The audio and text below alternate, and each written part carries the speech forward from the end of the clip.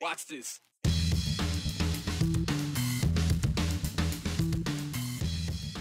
Bipartisan isn't a concept a lot of people buy into these days, but two Idaho lawmakers from the opposite sides of the political spectrum have teamed up in hopes of giving cities the ability to give money back to homeowners. Property tax has been as popular a topic at the State House as the grocery tax, but instead of getting rid of it, one lawmaker has a different idea on how to get Idahoans tax relief. For more than 50 years, he served his community. Tonight, we're remembering the life of former police officer turned county commissioner turned city councilman, Vern Bisterfeldt. Well, the hottest topic at the State House right now, property taxes. They keep going up along with property values, and Idahoans are calling on lawmakers to figure out a way to kind of keep them in check.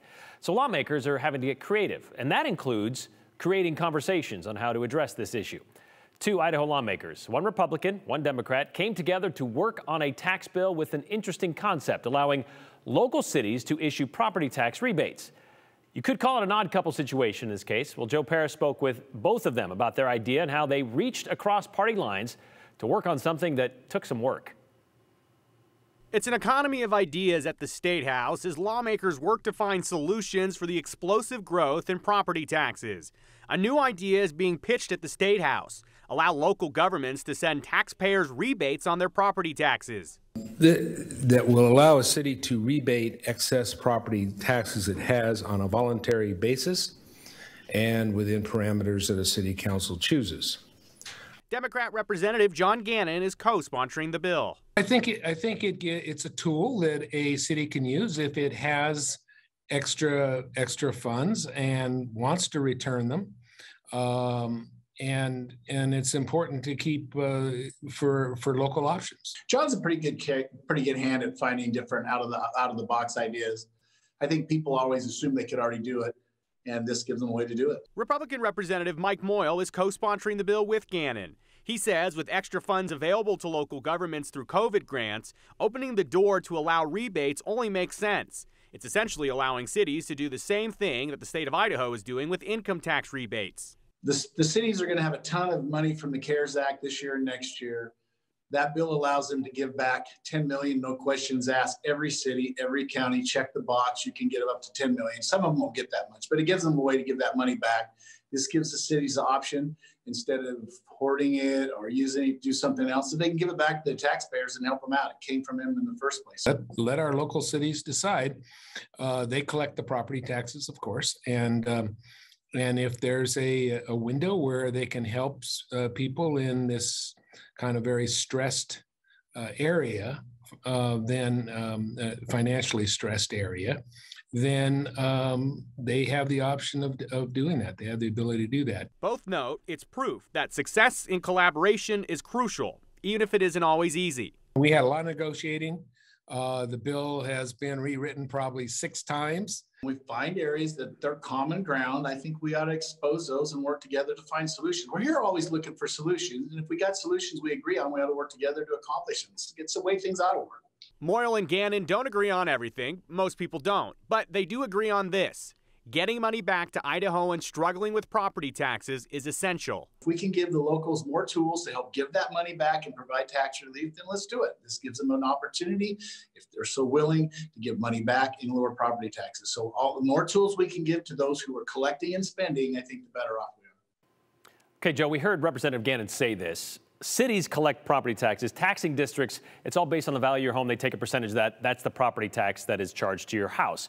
Why can't they just turn some of that back already? Why do they need a state law to say, yeah, you can do that? It's not that they really need a law, but they need a mechanism, and that's really just spelling it out. Okay, if a city wants to do this, this is the process they would go to. These are the attachments, and these are the ideas to it all. But really, at the end of the day, this is just opening a door to allow cities to do this. Representative Gannon and Moyle tell me this afternoon they're going to come together on another bill shortly that would do the exact same thing as this does for cities, but it would do it on the county level. You may know right now, Idaho counties do have the ability to do some property tax relief under a hardship exemption. It can be a little complicated and it's not really fully encompassing, so they are going to come together. Again, very similar legislation that would allow counties to do property tax givebacks as well. I guess it would work for cities. It could work for counties as well. Yeah, right. We'll see. Thanks, Joe. Now, Mike Moyle was a busy guy this morning, Representative Moyle. Sometime before or after that property tax bill meeting, Representative Moyle ran over to the House State Affairs Committee where he introduced two new bills that would tighten security around voting. The first, familiar one.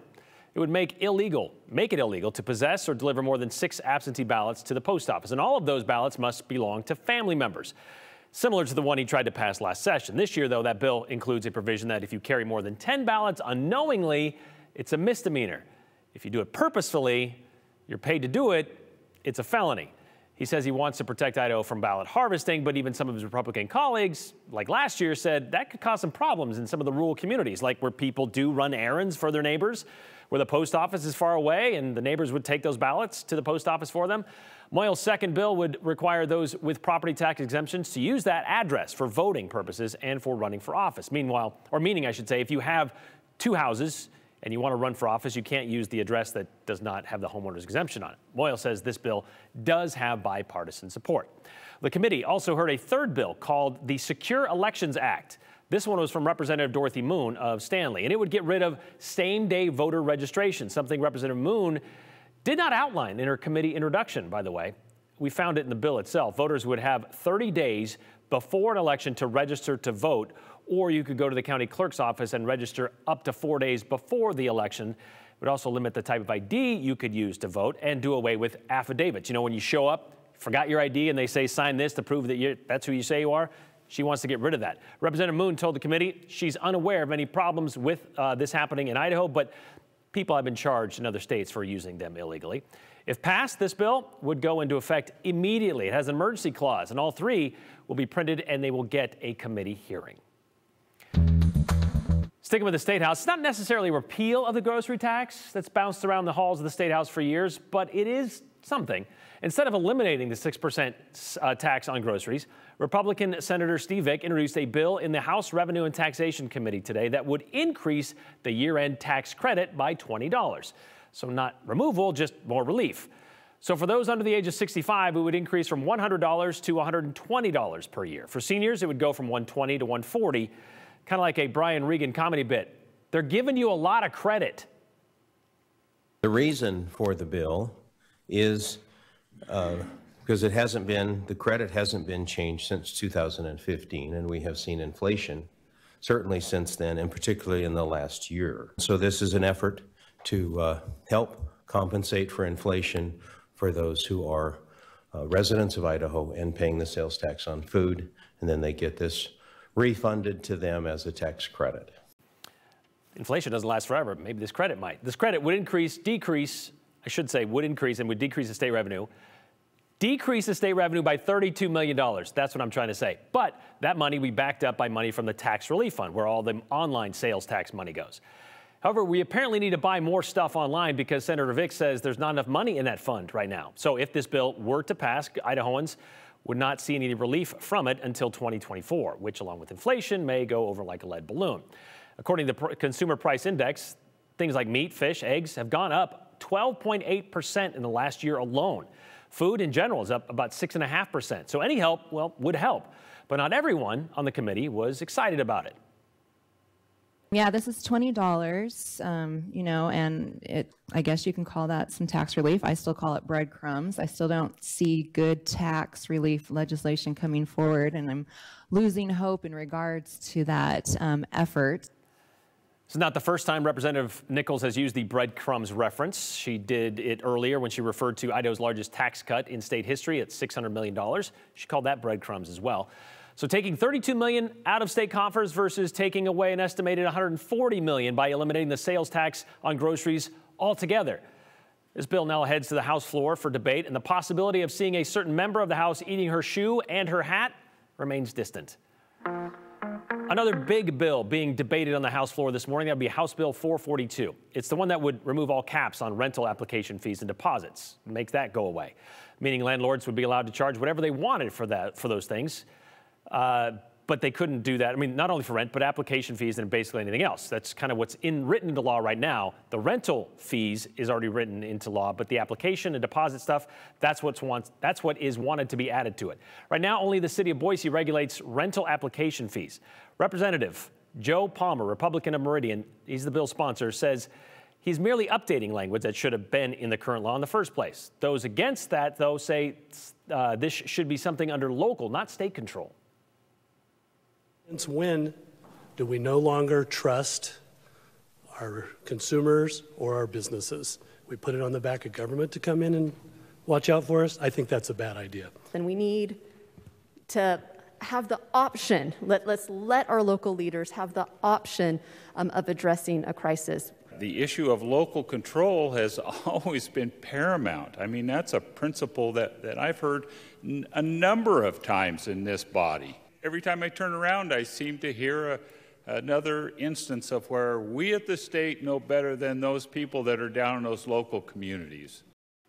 Which is why Boise passed its rental applications fee cap back in 2019. More than a dozen House lawmakers disclosed potential conflicts of interest because they do own rental property. This did pass the House almost along party lines, with 3 Republicans voting against it. It'll now head over to the Senate side of the State House. So much for the least regulated state in the country, though, right?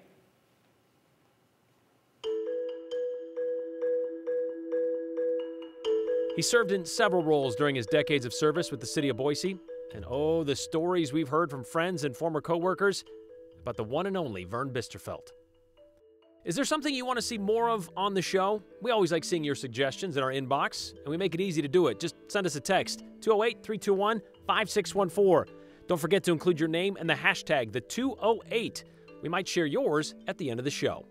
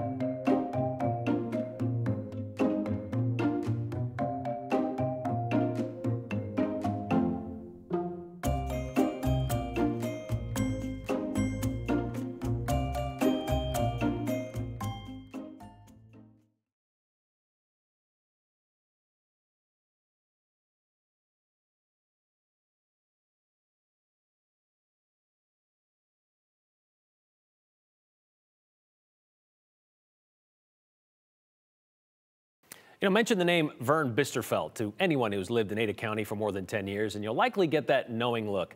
Oh yeah, Vern. And for those people, it was hard to imagine Boise public service without Vern coming to mind. 53 years he did it, 27 as a Boise police officer. Sworn in 1959, Vern never wanted to miss out on any of the action. In fact, in the 60s and 70s, he even outfitted his own Dodge Charger with lights and a siren just so he could show up on scene while he was off duty.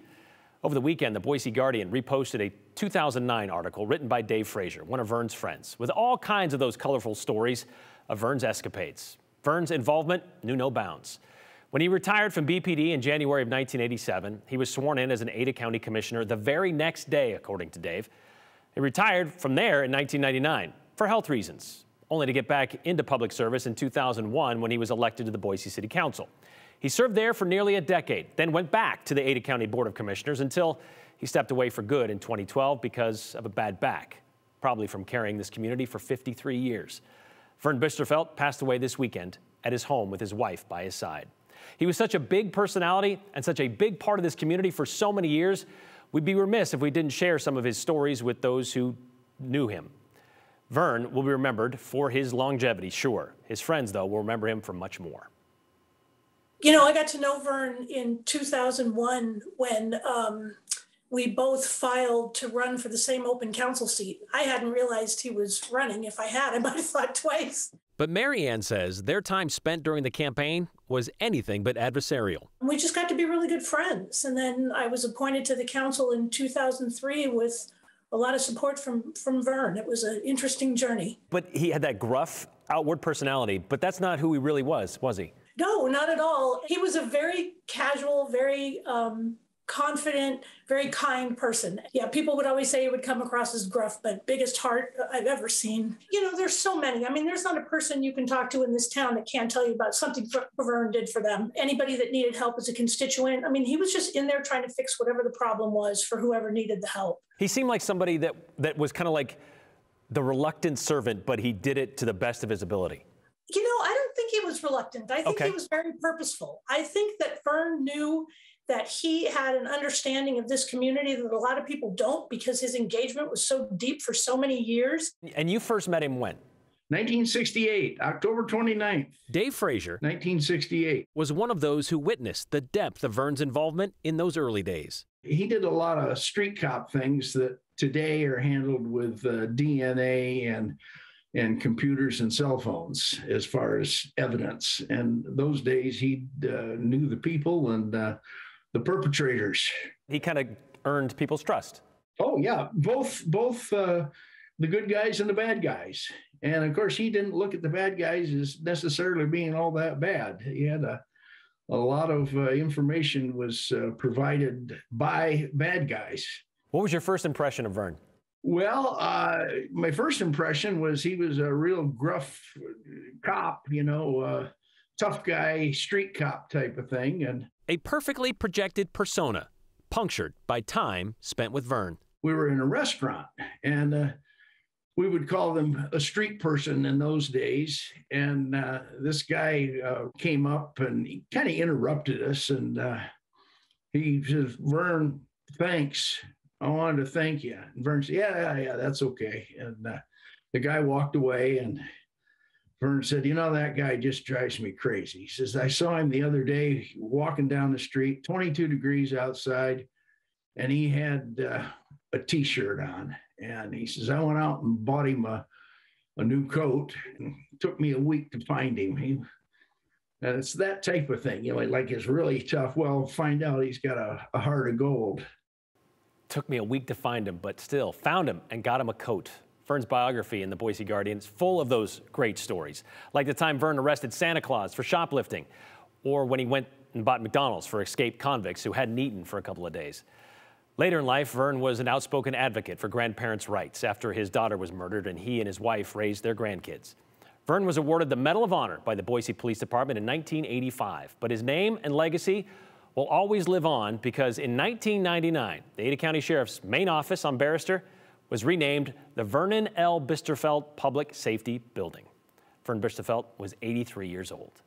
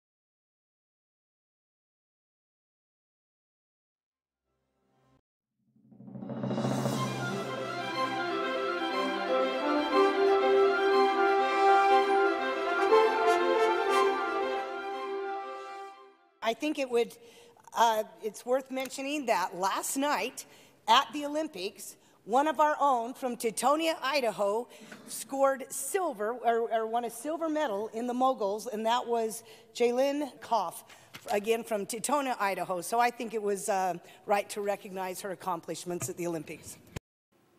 Well, technically, she's being listed as from Alta, Wyoming, just across the border, the Idaho-Wyoming border. But we're going to claim her as our own. According to Representative Ehart, 25-year-old Jaelin Kauf scored that silver medal, as she put it. She won it, yes, in women's moguls. Jaelin competed at about 8:30 Beijing time. Idaho, though, it was a little bit earlier. Dozens of people showing up to a watch party in Teutonia at 5:30 in the morning on Sunday to watch her compete live. So there you go. Way to go, Idaho. By the way, Team Idaho back in action tonight. A rematch of the 2018 gold medal match. USA versus Canada in women's hockey. You can catch Sun Valley's Hillary Knight at 9:15 tonight on the USA Network.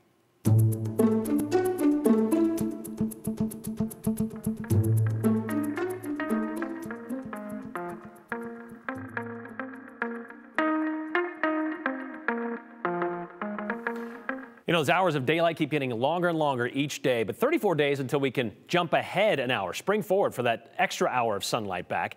As the sun continues to stay out a little longer, so do the critters of Idaho's backwoods.